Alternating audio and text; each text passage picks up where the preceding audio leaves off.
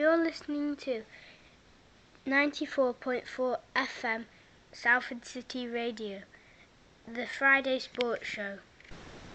You're listening to 94.4 FM Salford City Radio, the Friday Sports Show, with your host, Jimmy Petruzzi. Bringing you news from the local area and around the world. We aim to take Salford around the world and around the rest of the world to Salford and give us an insight into different perspectives in coaching, training, psychology. We've been very fortunate enough to have had many fantastic guests on the show, some of the world's best athletes, sports people, coaches, globally, international perspectives. One of our themes for the shows, we sort of talk to people across the other side of the world and around the world and the local area. We aim to increase participation and awareness of different sports. We also have a segment featuring some of the most influential people in the field of psychology and related fields as well. Today we have a very special guest who is all the way across. We're going back across the other side of the world again today. He needs no introduction in the world of football coaching, goalkeeping coaching. At the moment, he's a goalkeeping coach at the West Sydney Wanderers Academy. He's got a vast amount of experience, and I think for any young footballer, anyone of any age, really want to get some insights into what it's like to work in the field of coaching and some insights into what it's like to be a coach. This is going to be a valuable listen. So, Jim Fraser, the goalkeeper coach of West Sydney Wanderers Academy, welcome to the show. Great to have you on board. Thank you very much, Jim. It's great to have you on board, Jim. In terms of coaching, goalkeeper coaching, what was your inspiration, Jim, to go into the field of sort of coaching for yourself? I was playing at a good level here. I was in the national team and I got injured. And I tried to play for 12 months and I had a rotator cuff injury and they couldn't operate on it at the time. So my playing career was finished at 26, but I was still very keen to be involved. So I turned straight to coaching. And goalkeeper coaching in Australia was, pretty... there was no professional goalkeeper coaches. So it was a matter at that time of just doing the best I could to get involved in it with the clubs, and I persevered for a while before I ended up working with the national teams and the state teams, and that took me on my career path. Brilliant. And in terms of moving into coaching, I can imagine obviously sort of playing at a high level like you were, and sort of turning your attention to the coaching. What was the transition like, Jim, from going? I mean, you're sort of relatively young age there in terms of certainly a goalkeeper, but then sort of going into coaching, the injury. How did you find the transition to go from sort of playing at the highest level and then then going to coaching? Look, it was difficult. I was very fortunate. I had a goalkeeper coach called Nick Sokoloff, who's since passed away, and he had a very big impact on Mark Schwartz's career. Yeah. And Nick was an old-fashioned goalkeeper coach who got great results, very tough, a lot of intensity in his training. So I had a role model there, and Nick was very helpful to me with what I was doing. But it was tough because I just wanted to play. Yeah. Of course, I wasn't capable of playing at that time, so it was tough because I wanted to get in. But it was also good because I had my own ideas of what I wanted to do with goalkeeping, and I wanted to explore those. Yeah. There wasn't a lot. There was no YouTube in those days. You just had to. It was hit and miss with what you did. I think the first lot of tapes I got was Hands Hook did something, and that was great at the time. Yeah. That's a long time ago. So I got my hands on whatever I could, but there wasn't much about. But I just developed my own ideas and went with it. And it was good in a way. I had to give it a lot of thought. With what I was doing. My philosophy was developed at that stage without much help from any media. Just the experience of coaching and from Nicky Sokoloff as well. Yeah, brilliant. And it's really interesting you say. I mean, in terms of sort of, from playing, then transitioning to sort of being a coach. Know that you had aspirations as a player and to have the sort of career kind of cut short at that point. I think it seems like you've put your energy into sort of coaching and obviously made it a huge success. And along the way, what would you say some of the challenges in coaching has been for you, Jim? I mean, you mentioned there obviously, back then it was sort of different to what it is now in terms of accessing resources amongst other things. But what would you say some of your challenges has been as a coach throughout your career?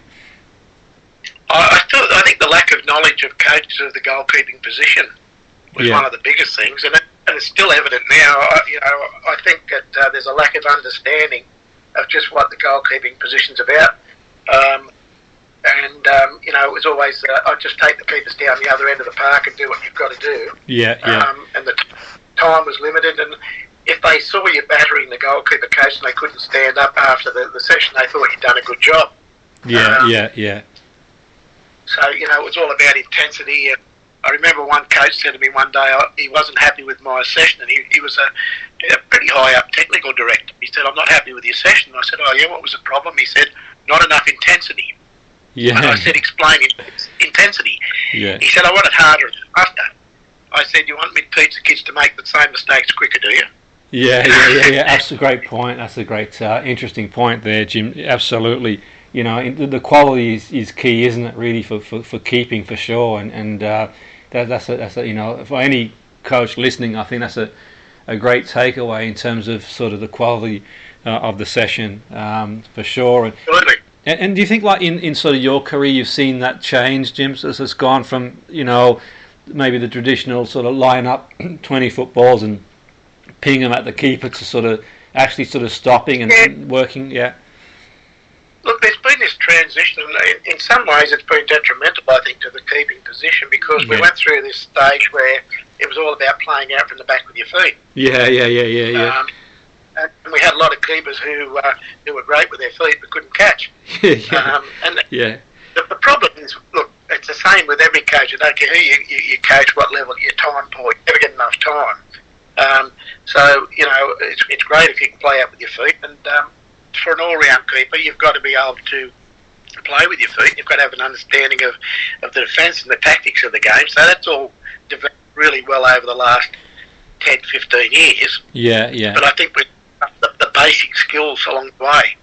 And I know in Australia, our standard of goalkeeping has dropped dramatically over that period of time. That's really interesting. You say, Jim. Does I ask you about sort of, if we sort of reflect back in Australia, like some world class keepers. There's a period of like so many world class keepers around Europe, and there doesn't seem to be. I mean, there are obviously some good keepers now, but at that point it was world class keepers around Europe. Really, I mean, what do you sort of? I know it's hard to sort of put it down to anything one thing, but what's your sort of general consensus in terms of why that's not the case anymore? Well, I think a lot of our boys went overseas early. And I know some of my boys gone with big clubs overseas when they were 15 or 16, but they never went anywhere after that. And they didn't learn their trade early, and a lot of them went overseas and just sat on the bench for a long period. So to me, it's all about getting games. And I mean, the Bosniaks, Schwartzes, Cap Islands, the Beakers, Corey Marr, Ryan, Oliver Lord, those guys, they all learned their trade here. And most of them played in the old NXL before they went overseas. So they had to put grounding before they went. And it's just one of those things. Look, we haven't got the depth in Australia that we used to have with our goalkeepers either. There's keepers playing in the A-League that wouldn't have got a game in the NSL 10 years ago. 10 years ago. That's not their fault. I'm not being detrimental to them. I don't want to be overcritical, but it's a fact. The standard is not as good as it was. We've got a lot of talented identification programs here, but sometimes the coaches who are coaching them aren't experienced. So they've got qualifications, so they'll get their levels through. They're not experienced coaches, and they don't really understand the position. And they don't teach the players to understand the position either. Here's what we're doing. Here's where we're going to use it in the game. Here's why we're doing it. Here's the strength and conditioning we're going to use to make this better. And you give them an understanding. Once you do that, you're coaching. But a lot of coaches are just doing drills. That's really interesting. I mean, you mentioned there some of those keepers, Jim. Some of the keepers there you mentioned, they would walk at that point anyway. Could have walked into pretty much any team, it's incredible, really. Yeah, definitely. And the other thing is, I think the internet's been great. But I watched a coach set up a drill the other day for a session the other day for a group of boys, and I went over to him after the session, and I said to him, that session was a good session, I said, what was the problem with it? And I said to him, where did you get that from? He told me who, and I knew the keeper coach he got it from. And I said, I want you to explain to me next week. I want you to have a look at the session and then come back to me next week with what was wrong with your session.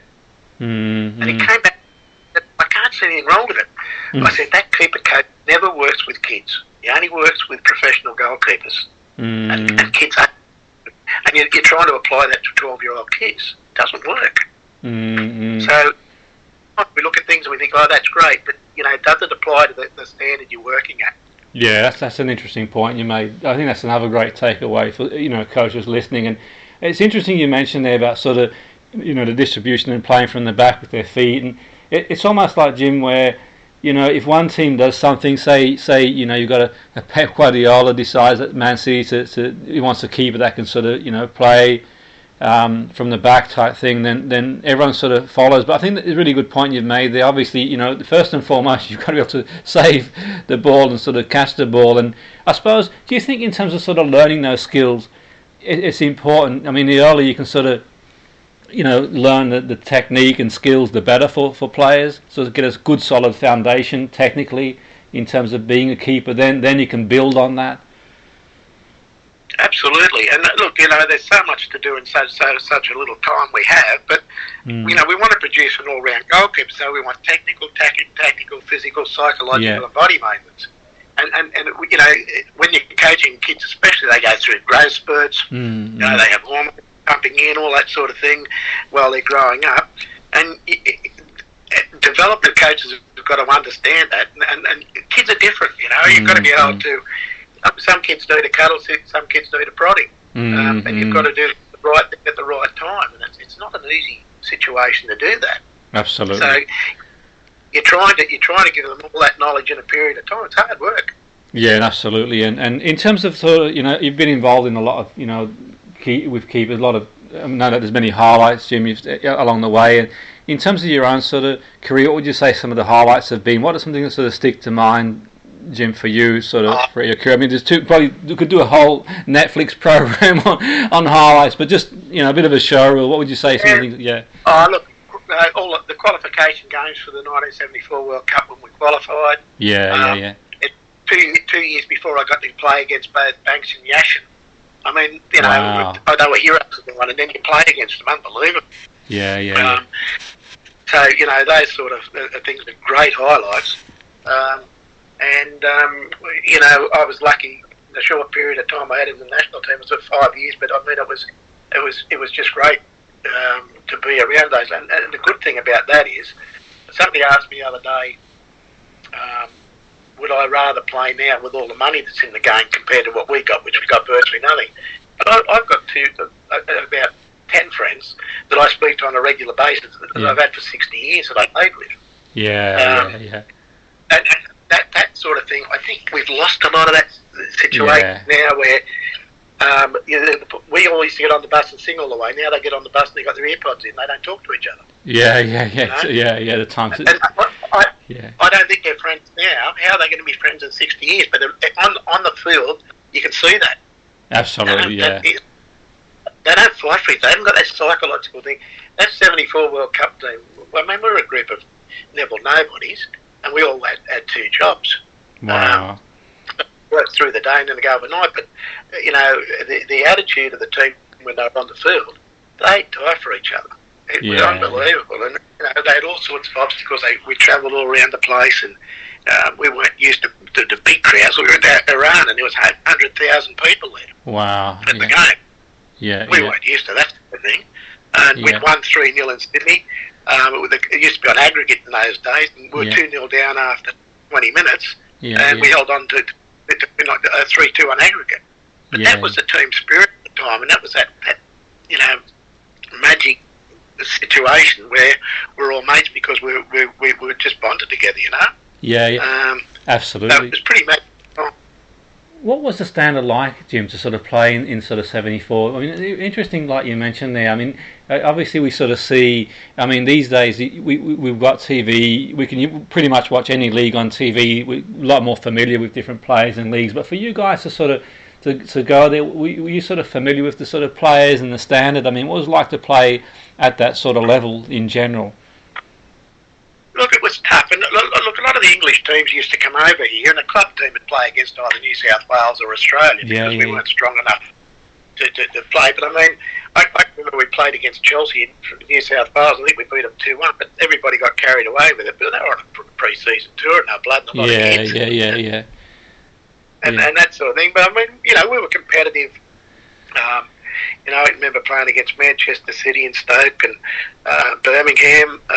I've still got the scars from big Latchford up front, Bob Latchford on a high ball.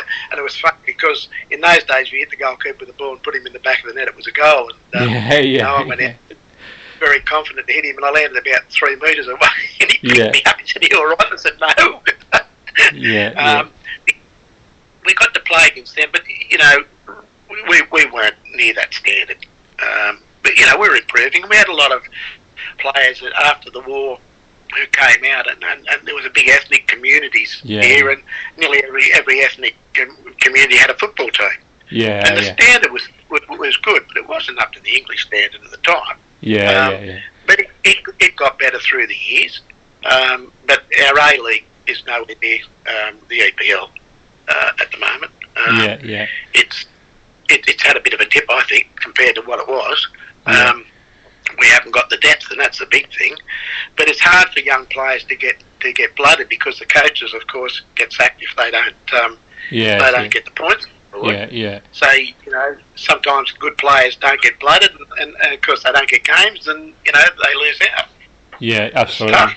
Yeah, no, definitely, absolutely. It's sort of, you know, like you said, it's you know, not easy, and it's for a coach in that sense where it's a results-driven game, and I suppose it's all about the sort of, you know, the 3 points for a coach. So it's not easy to bring players through, that's for sure. And in terms of your sort of role now, Jim, what's a sort of typical day for you in terms of, just for our listeners, in terms of, you know, wondering what sort of a goalkeeper does? And I know there's no 2 days the same, but as a general rule, what sort of does your sort of working day involved in as a goalkeeper coach?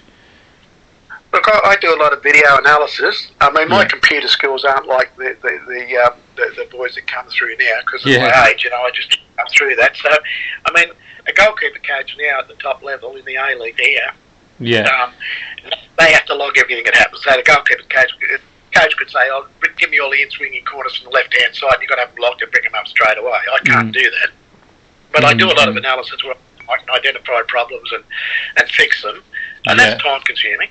I spend a lot of time on talking to players. I think the psychology is important. The goalkeeping part of it, I mean, if you're not mentally tough, you're going to struggle. But you're not already born there mentally tough. You've got to have an understanding of the game and realise that you're going to make your mistakes and things aren't going to go right for you.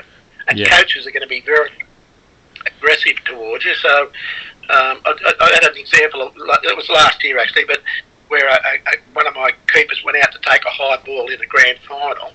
And he got bumped and dropped the ball, and the goal was scored. And the coach approached me after the game, and he was fuming. He said, "Your boy just cost us a grand final." Wow. I said, "Okay." And he was fuming, and I said, "Did you see anything good in what he did?" And he said, "No." I said, "He's a 14-year-old kid. He made a great decision to come for a high ball in traffic." I said, "Yes, he dropped it." I said, "But let me tell you, I'd rather coach the drop ball than not making the decision in the first place." Absolutely. Absolutely. I mean, that's the thing, and that's how you learn as well, isn't it, Jim? I mean, that's the way. Absolutely. You know, it's a learning experience. So I don't believe you can coach players unless you watch them. So I spend a lot of time watching games, a lot of time on video, and then I plan the sessions. I split my keepers up into. I'm lucky at West Sydney because we've got decent keepers in right through the grades. It's not like I'm coaching a big variety of different standards. Definitely. And so I spend a lot of time on planning, but again, you've got to be versatile enough to change. You can't go in with a set plan and say that's going to happen. There's an accident on the way. I had 2 players turn up late because there was an accident on the way today. So I had to vary the session I'm going to put on. And you've got to be versatile enough to do that. So, you know, But just on the point of the elite keepers, I ran my own academy for 12 years. Yeah. And we worked out over a period of time. I had 20% elite keepers in there, 20% potentially elite, and 60% community goalkeepers. I learnt more from the 60% community keepers than I did from the elite keepers. Yeah, yeah. Right? Because you wanted to get them to the next standard. So it's not, you don't necessarily learn from working with the best keepers all the time. So if you're going to be a coach, you shouldn't limit yourself to work with the elite kids all the time. Absolutely, because you can help the other, and they're not all going to be world beaters. They might not get to their next level, but you work out ways to get them better. Yeah, no, definitely. And that's what coaching's about to me. Absolutely, Jim. Yeah, definitely. It's been, being the best you can be, and in terms of yourself, in your own sort of, you've got a lot of experience, Jim. You've sort of, that you've got a good eye for, someone who's got ability. What would you say generally? You've worked with different levels there as well. That from the highest level, and you've mentioned there sort of, generally just trying to improve players at different levels too. But what would you say? Sort of, I know there's not one sort of quality. There's a lot of variables, but what would you say separates the keepers who do go on and play at the highest level? Obviously got physical, psychological. There's a lot of variables. What sort of do you think is the difference between the sort of? I think they're brave. I think they're brave. I think they're brave enough to make decisions for a start. Yeah. And they're brave enough to come and close people down and put their body on the line if they have to. Yeah.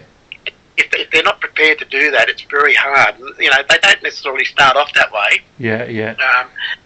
But you've got to teach them to test their boundaries. Yeah. And they've got to be brave to do that. So one of my boys came out for a high ball the other day, and he stopped.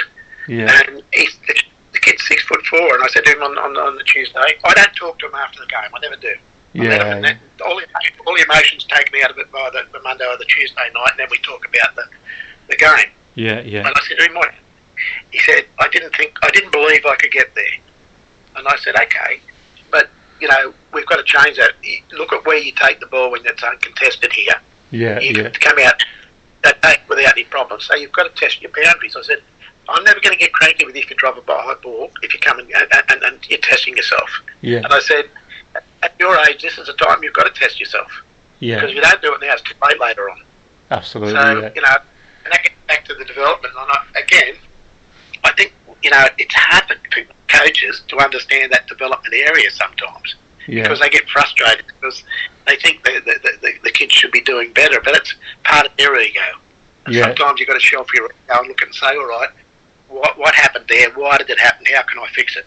Yeah, no, absolutely. Yeah. And in terms of, say, you mentioned their development, Jim, just sort of for our listeners and and coaches as well.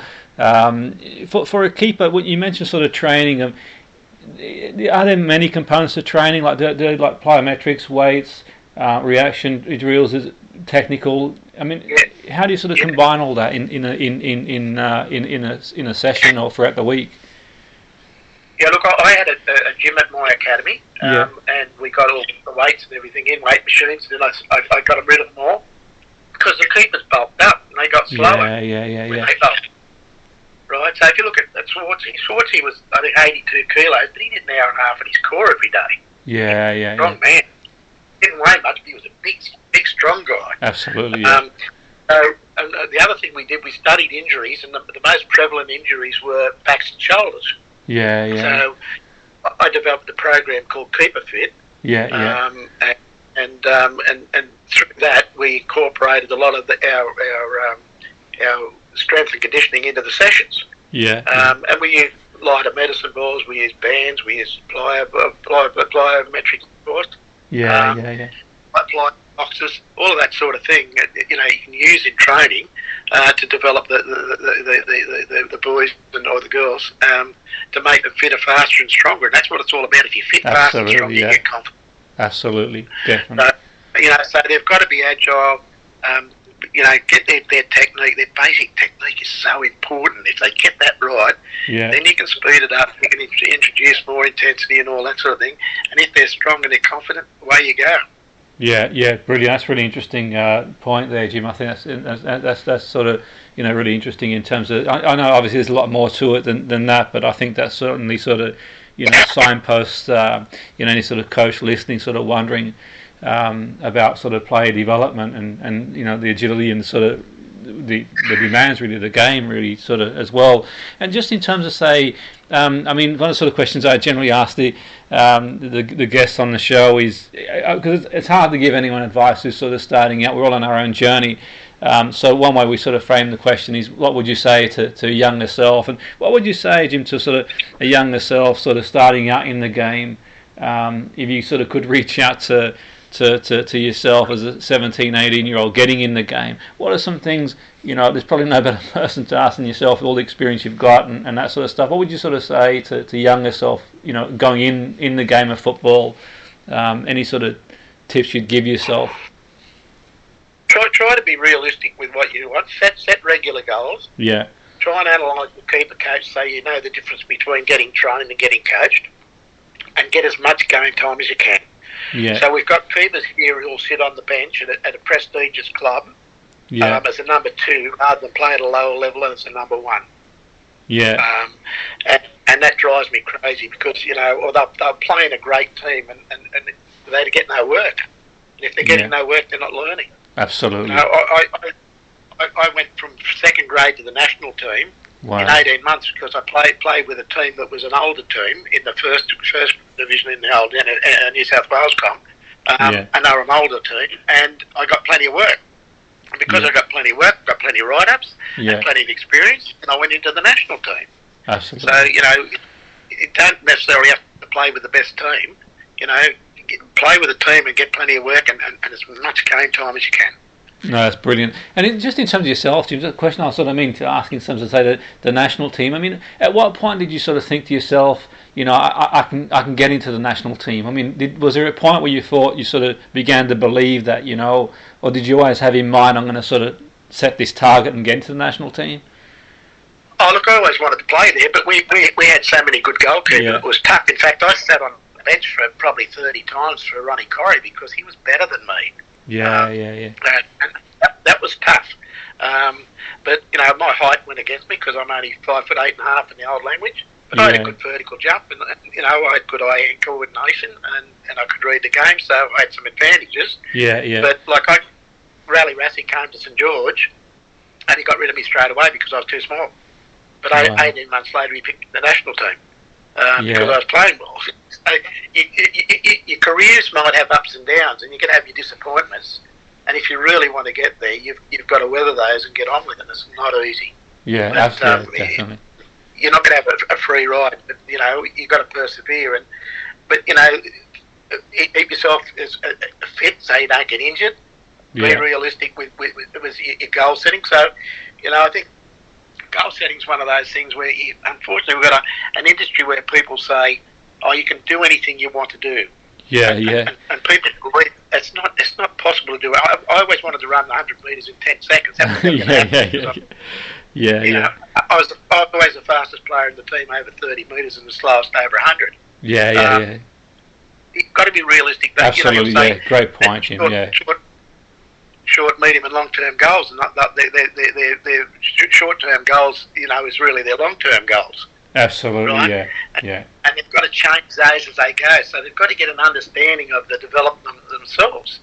Fortunately, there's a lot of good information out there at the moment in that area to build confidence in that, but there's a lot of bad information. There's a lot of people who'll promise you the world that, all they want is your money, not with the ability to progress you. Absolutely, yeah. So, and that's a shame. I don't know whether it's the same over there, but over here there's a lot of people like that. Yeah, and absolutely. I think so. I mean, that's a great shout, Jim. And I read sort of an article somewhere a while ago that, in the UK, about 0.1 players that play end up professional, and the figure's slightly high if they've been in the academy. And it just goes to show it's just only so many places for so many players. And I think that, absolutely, I think it's really important that players are realistic in terms of their own. I mean, aim as high as you can and give it your best shot and see where things take you, really. But I think that's a great point for anyone listening. Just it's all you can be is the best you can. Set some goals.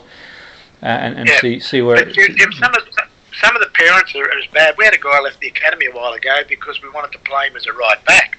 Yeah. And his father said no. I want him to play up front. Yeah. His father was going ballistic to me, so I'm going to pull him out. And I said, so if Manchester United come and wanted to make him a right back, would you go? Yeah, good shout. He said, of course. I said, look, what we're trying to do is what's best for the player. Yeah. We're understanding what we want to do. We're trying to get the best out of your boy. Yeah, absolutely, yeah. Unfortunately, some of the parents, they get stars in their eyes and people tell them things, we can do this, we can do that. Try and get good guidance if you can. If you've got a good mentor, you're halfway there. Absolutely, yeah, that's a great shout for sure, Jim. I think that's sort of key. And I think on top of that, really, you want to try and play different positions on a football field. At the end of the day, it's like one of them where I can only see it as being a positive thing. So, if you are, for example, a striker and you play right back, it's going to do your development good, really, as a player, and if the coach has seen something. But like he says, I think sometimes it's one of them. I suppose some parents sometimes want to live their sort of dream through the youngsters, really, and it just puts that extra bit of pressure on them then to get through. Yeah.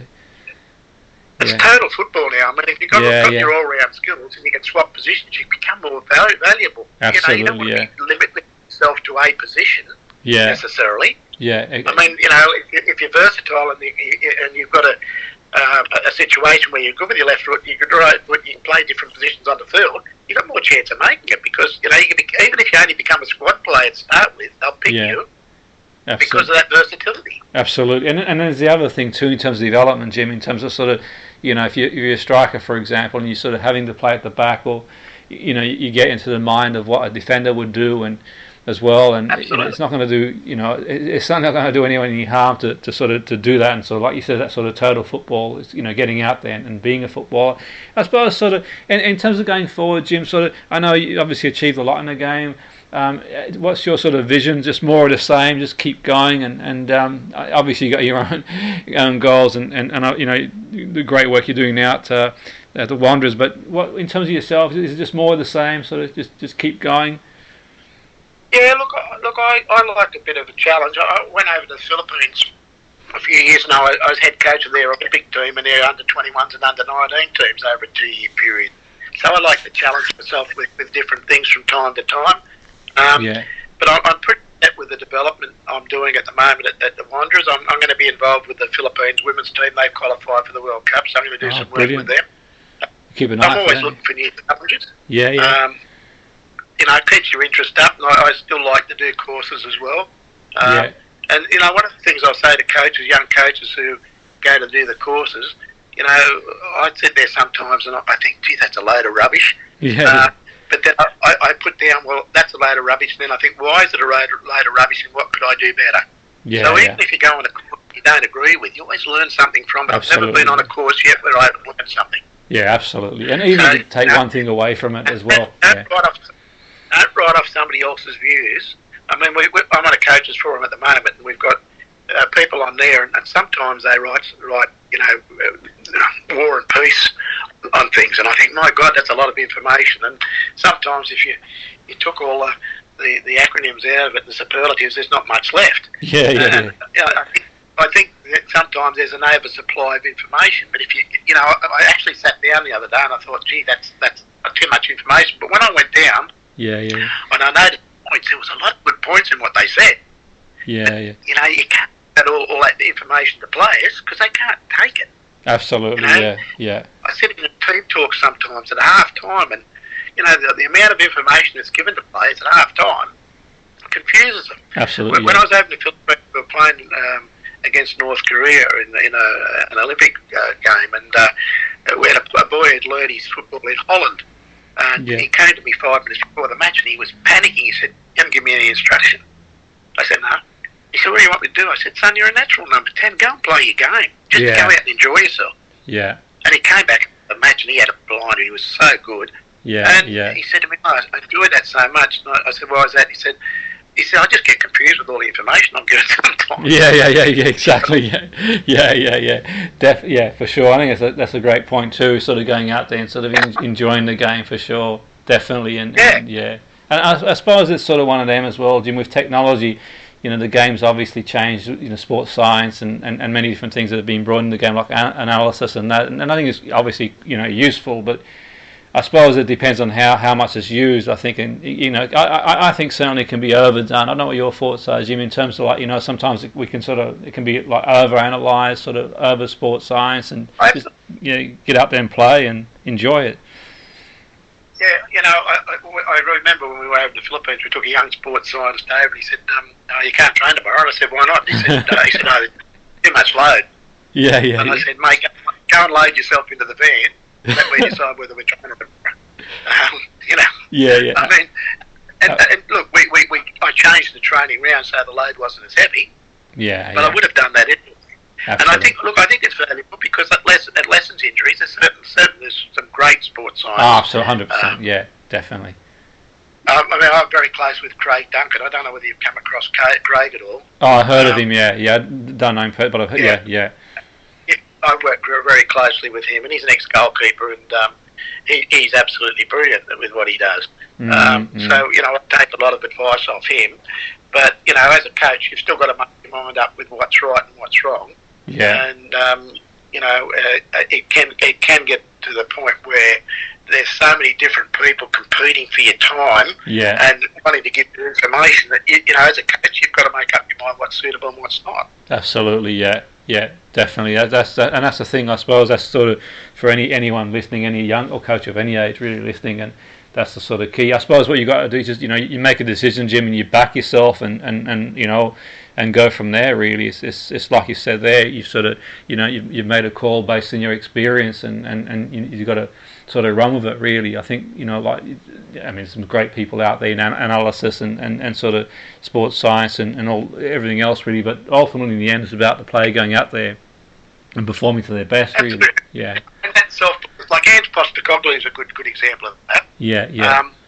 Ange had the Australian team, and it was a pretty famous interview where one of our commentators took him to pieces at the time on the television, and he believed in himself, and he ended up back in the Australian team, and then he went to Japan, successful. Now he's over with Celtic. He just believes in himself. He believes in his method, and he's prepared to back himself. Yeah, and that's brilliant. Absolutely. And he's prepared to do. He'll make a decision, and he's done so well out of it. And you've got to be strong as a coach. It's not an easy place to be. I suppose the big thing is that if you're coaching, you're going to get criticised and you're going to get sacked from time to time, but that's all part of the job. That's all part of what we do. Absolutely, yeah. Definitely. What would you say? I mean, just in terms of that, Jim. Obviously, sort of. You've been involved in the game for a long time, and you've seen a lot of things. And for any sort of coaches, if they have sort of had a setback and things haven't gone their way, and had a reality check where maybe they have sort of had to move on or sacked or whatever. What do you think the key thing is if you do end up in a situation as a coach where you do get the sack, or you go for a run of a few losses, or things aren't going your way? Is there anything that sort of you did in your own career, sort of if things didn't go your way, to sort of turn things around, or? Yeah, I got the sack once because I dropped the president's son, and we won 6 matches. And I always remember that when I dropped the kid, he said, "What are you going to be doing next week?" I said, "I'll be here." He said, "No, you won't." I wasn't. Look, you've got to look at it and say, if teams are losing and things aren't going right. And sometimes they don't. It doesn't matter how hard you try or what you do, you just don't get the results. But again, it gets back to self-belief. How much do you want to be involved in the game? Yeah. You got to put the pain you get from that against the pleasure you get from coaching and being involved in the game. Absolutely. Some people walk away from it and never get back to it. I mean, I can't get enough of it. I just love being involved. I love the banter. I love the absolutely. And I like working with. We've got Ian Crook over here who played with Norwich and Tottenham, and he's just a great guy to work with. He's our director of coaching at the academy. And he's got all this knowledge and that. Going in there every day with him, It's just a dream come true. So, look, I've had setbacks where I've been sacked at different times from places. Interesting, I got sacked from not sacked, but I didn't get my contract renewed as a goalkeeper coach at one of our bigger NSL clubs here. Mm-hmm. And I waited a year or so, and I saw the guy that made the decision. And I said to him, you weren't asking me why you let me go. He said, you go because you don't warm up the keepers before the match.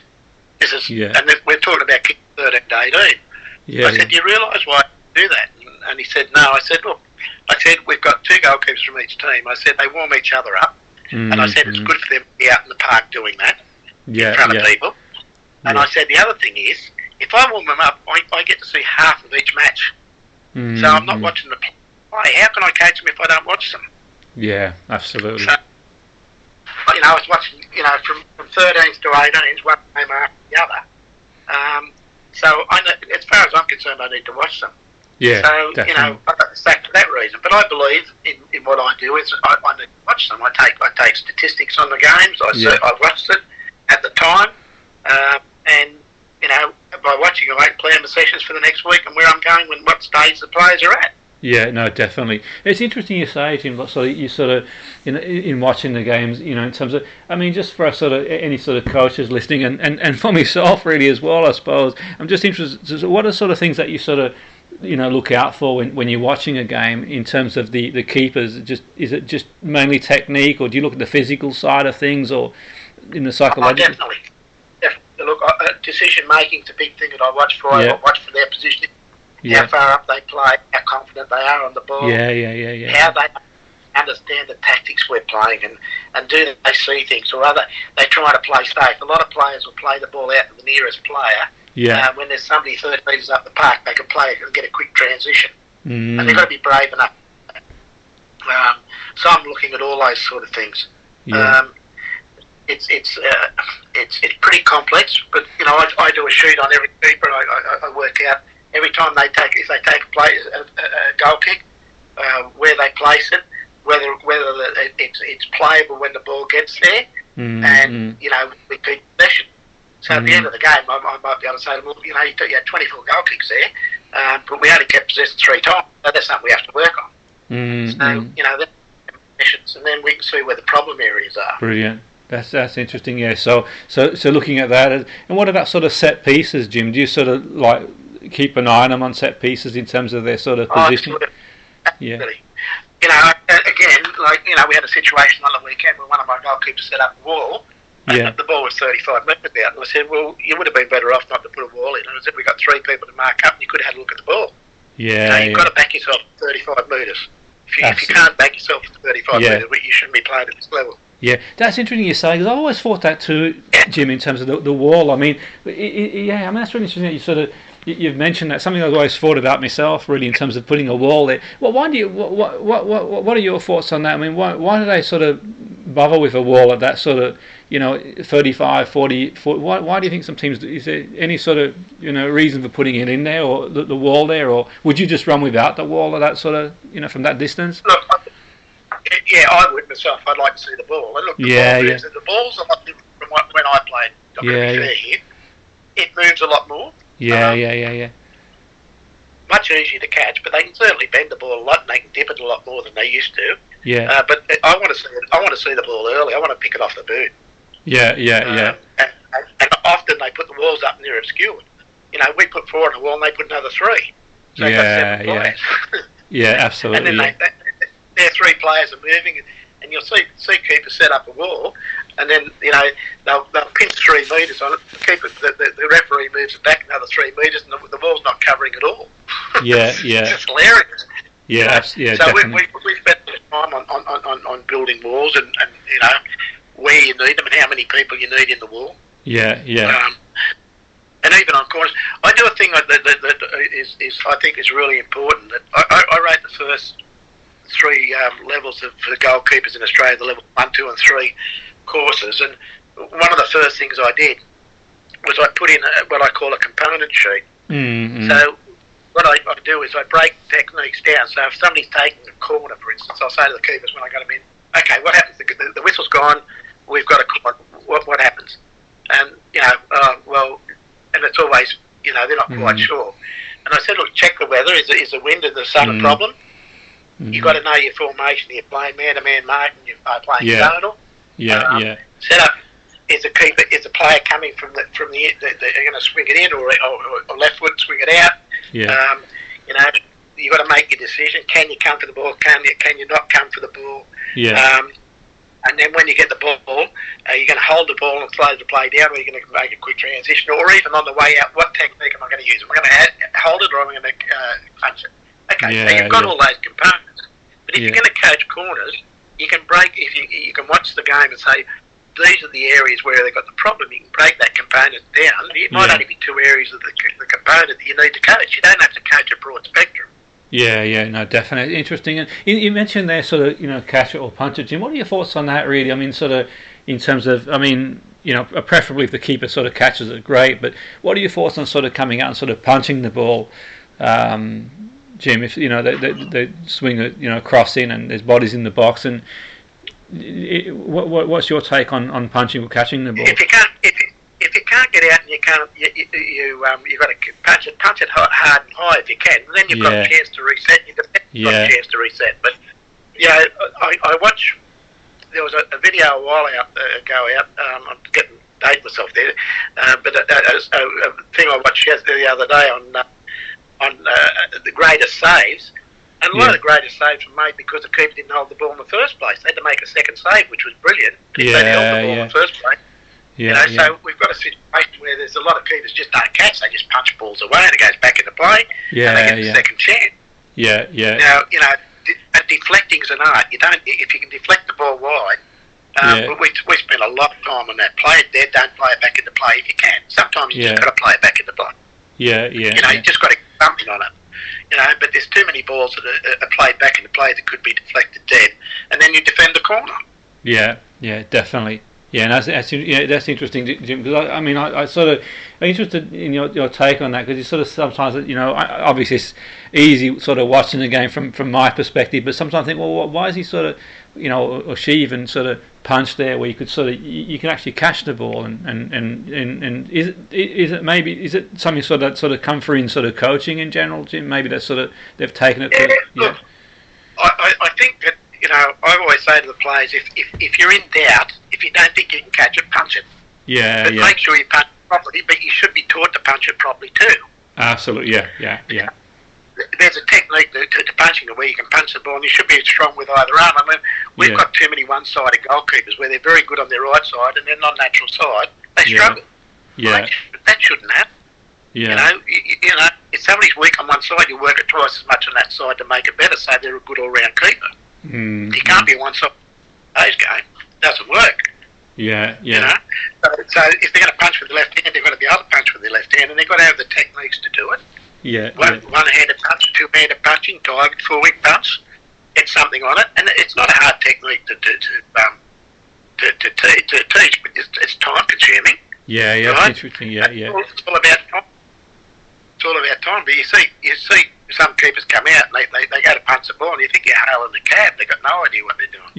Absolutely. That's a great point. I think, especially for any sort of keeper listening to this, sort of thinking, okay, that's a huge takeaway for me, Jim, for any keeper listening, in terms of sort of working on, and these are the things of the game, I suppose. Sort of these are the components in the game that sort of improve every area. As a keeper, it just gives you different dimensions to the game, really, in terms of you sort of break these sort of. But these are the sort of things in sort of when you're watching a game, you're looking for sort of the technique, punching. Definitely. How agile they are, how quick they move. When they change directions. A lot of keepers can't run backwards quickly. Now, if you're going to play high, you've got to be able to run backwards, and you've got to be balanced when you do it. But I had one young bloke the other day, and he looked over his shoulder 5 times within 10 metres of moving back. So I set him up to tail, and I said, look, I put stakes on the corners of the penalty area, the goal area, the penalty spot, and you've got all these reference marks. Whenever you move, you can have a quick glance at what's in front of you. You can't be looking over your shoulder and taking your eye off the ball. So, even little things like that, where they're looking backwards, or they're off balance, and their shoulders are behind their knees when they're moving back, so they haven't got base to work from, a power base to dive. Yeah. All important. Yeah, no. So you pick those up. So even when they might not do a lot in the game, but I guarantee that every time they do something, you get something out of it. Absolutely, no, definitely. Yeah. And in terms of, say, penalty, I mean, obviously penalties are a big thing in the game these days. Sort of, tournaments are sort of decided. Even sort of World Cup tournaments are decided, or big games. Is that an area that you work on too, Jim? Sort of saving penalties. Absolutely. Yeah. Yeah. Look, and one of the things we work on is, and one of the things that Swartzy was absolutely brilliant at. Yeah. He stood keepers up. He played mind games with them. He never sold himself early. And he pulled off penalties that got us into the World Cup finals. That's right. Yeah. Yeah. He was unbelievable, but he stood up and they never got him going the wrong way. Or very seldom. Yeah. Where he sold himself. The keepers, they sell themselves so early. The penalty taker comes in, takes a stutter step, and as they take the stutter step, the keeper's already gone. Yeah. They just play it to the other side, or they play it down the middle. I tear my hair out. I said, look, you're better off trying to pick it. Because not all penalties are great penalties. I mean, if they're gonna put it in the pigeon, you're not going to get it.